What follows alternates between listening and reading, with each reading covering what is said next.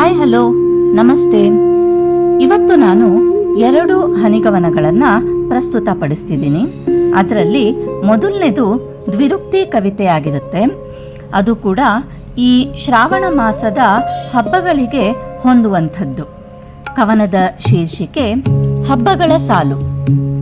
ಸಾಲು ಸಾಲು ಹಬ್ಬಗಳ ಸಾಲು, ಸಾಲು ಸಾಲು ಹಬ್ಬಗಳ ಸಾಲು, ಈ ಮಾಸದಲ್ಲಿ ಹಬ್ಬಗಳದ್ದೇ ಹೆಚ್ಚು ಹೆಚ್ಚಿನ ಪಾಲು.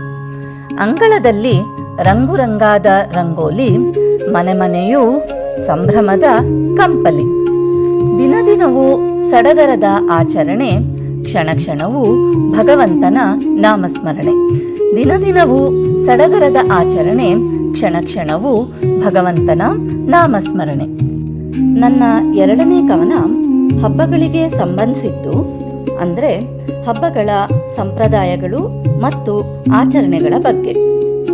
ಕವನದ ಶೀರ್ಷಿಕೆ ಸಂಪ್ರದಾಯಗಳು ಮತ್ತು ಆಚರಣೆಗಳು. ಪ್ರತಿ ಸಂಪ್ರದಾಯದಲ್ಲೂ ಧಾರ್ಮಿಕ ಆಚರಣೆಯುಂಟು.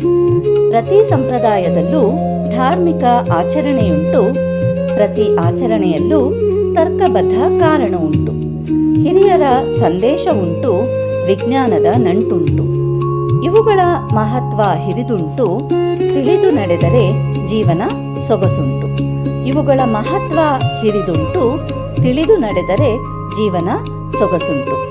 ಧನ್ಯವಾದಗಳು. KNG coat.